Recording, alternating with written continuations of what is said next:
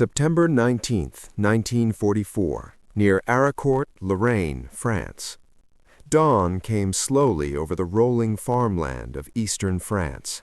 A cold fog lay low across the fields and shallow valleys west of the Rhine, clinging to hedgerows and orchards, muffling sound and shrinking visibility to a few dozen yards. The land around the market town of Arracourt looked peaceful in the early light.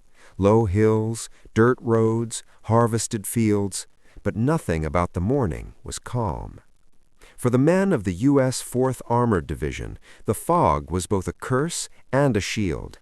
It concealed movement, blurred distances, and erased landmarks. It also hid them from the enemy. Somewhere beyond the fog, engines were already warming. Only weeks earlier, Allied forces had broken out of Normandy and raced across France in what newspapers would later call a pursuit. But by mid-September, the advance had slowed.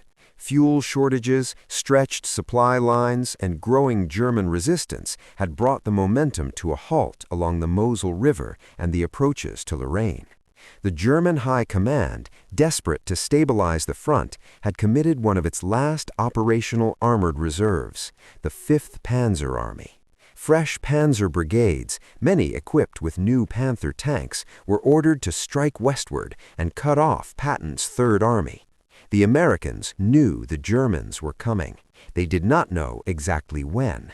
They did not know exactly where. And they did not know that one tank platoon, fighting from the fog and the folds of the land, would soon be credited with stopping an armored thrust that vastly outnumbered them. This is not a story of superior machines. It is not a story of secret weapons or sudden miracles. It is the story of terrain, timing, training, and men who understood their limitations and used them. The 4th Armored Division had been fighting almost continuously since landing in Normandy in July. By September, its tank crews were experienced, tired, and realistic about their equipment. Their primary vehicle, the M4 Sherman, had earned a reputation, especially among German crews and post-war critics, as inferior. The Sherman was lighter than German Panthers and Tigers. Its frontal armor was thinner. Its main gun, in most units, was the 75mm M3, accurate and reliable, but less powerful than the German 75mm KWK-42, mounted on the Panther. German tankers mocked the Sherman openly. They called it a Tommy cooker. They believed American tanks would burn at the first hit. What they underestimated was how the Sherman was actually used. By September 1944, American armored doctrine emphasized coordination, tanks, infantry, artillery, reconnaissance, and air power working as a system. Crews were trained to maneuver, to shoot first, to flank, to withdraw, and to fight blind if necessary. Radios worked, maintenance was constant, ammunition supply was steady. And most importantly, American commanders understood the ground. Arracourt sat in a shallow basin surrounded by low ridges. Narrow roads ran between villages, Rechicord-la-Petite, Moncourt, Juvilliers, names that meant little before the battle and would mean everything after. Fields were broken by tree lines and small woods. In fog, a tank could appear at 100 yards and vanish just as quickly. On September 18th, elements of the 111th and 113th Panzer Brigades began moving into position. Many of their crews were newly trained replacements. Their tanks were powerful, but coordination was poor. Infantry support was thin. Radio discipline was inconsistent. They were ordered to attack at first light. That light came on the 19th.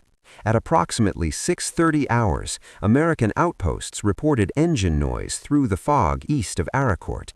The sound was unmistakable, multiple armored vehicles moving in column. Within the 37th Tank Battalion of the 4th Armored Division, one platoon was ordered forward to cover a likely approach route along a shallow ridge overlooking a dirt road. The platoon consisted of 5 M4 Shermans, spread out with careful spacing, hulls angled, guns forward. The platoon leader, his name recorded in battalion after-action reports, though seldom remembered outside armored circles, had fought since Normandy. He knew two things with certainty. If German Panthers met Shermans head-on in open ground, the Shermans would lose, and if the Americans fired first from concealment at close range, the odds changed dramatically. Visibility that morning was under 100 yards. The platoon halted, engines idling. Crews shut down unnecessary systems. Hatches were cracked just enough to hear. Gunners rested hands on elevation wheels. Loaders checked ammunition, mostly armor-piercing, with high explosive ready if needed. Minutes passed. Then shapes emerged. Dark, angular silhouettes materialized through the fog, moving left to right across the American front. Panthers. At least 4 in the lead element, followed by more shapes behind them. The German tanks were advancing cautiously, but they were moving. Their long 75mm guns swept side to side. They did not see the Americans. At approximately 0700 hours, the platoon leader gave the order to fire. The first Sherman fired at less than 600 yards, aiming not at the thick frontal glacis of the Panther, but at the side armor exposed as the German tank crossed the field.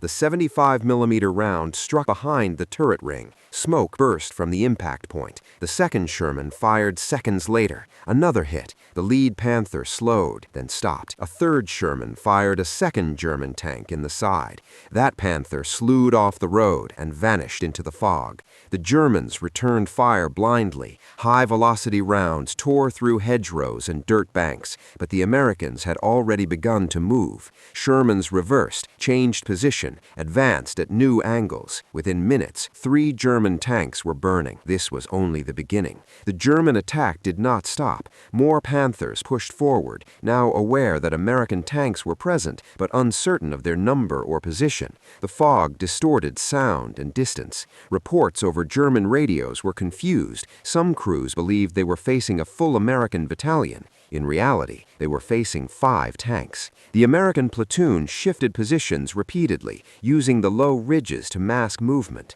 When Panthers advanced, Shermans waited. When Panthers halted to scan, Shermans moved. The key was timing. American gunners were trained to fire quickly, accurately, and then relocate. The Sherman's powered turret traverse, faster than that of German tanks, allowed crews to engage targets rapidly at close range. At under 800 yards, the Sherman's 75mm gun could penetrate Panther side armor reliably. By mid-morning, the fog began to lift in patches. Visibility improved slightly, revealing wrecks scattered across the fields, some German, some American. The platoon lost 1 Sherman to a direct hit. The crew bailed out, shaken but alive. Another Sherman took a glancing blow that damaged its suspension but remained operational. The Germans pressed on. Over the course of the day, German armored elements attacked in waves, sometimes in small groups, sometimes in larger formations, often without infantry support. Each time, American tanks engaged from concealment, withdrew, and reappeared elsewhere. Artillery support began to play a role. American forward observers, positioned on higher ground, called in fire on suspected German assembly areas. Shells burst in the fog, further disrupting coordination. By nightfall on September 19, German attacks had stalled. The fields around Arracourt were littered with burning tanks. The platoon replenished ammunition and refueled. Crews worked through the night, repairing tracks, cleaning guns, tending to the wounded. They knew the battle was not over. The fighting continued on September 20 and 21. German commanders, frustrated by the lack of progress, ordered renewed attacks. Panthers and Panzer IVs pushed forward again, often along the same routes. The terrain, the fog, and American defensive positioning remained unchanged. For the Sherman platoon, the days blurred together. Short, violent engagements, followed by repositioning and waiting. Sleep came in minutes, not hours. Food was cold. Radios crackled constantly. Each engagement added to the tally. German tanks disabled by side hits, others immobilized by track damage, then finished off later. Some abandoned by crews after near misses or mechanical failure. By the end of the third day, battalion after-action reports credited the platoon with participation in the destruction or disabling of up to 18 German tanks in its sector, some confirmed visually, others supported by subsequent reconnaissance. The number was not claimed lightly. American units were conservative in kill claims, often requiring multiple confirmations. What mattered more than the number was the result. The German armored counteroffensive had failed. The 5th Panzer Army suffered heavy losses it could not replace. The newly formed Panzer brigades were shattered. The front stabilized, and the initiative remained with the Allies. And the Sherman, mocked, underestimated, dismissed, had done exactly what it was designed to do.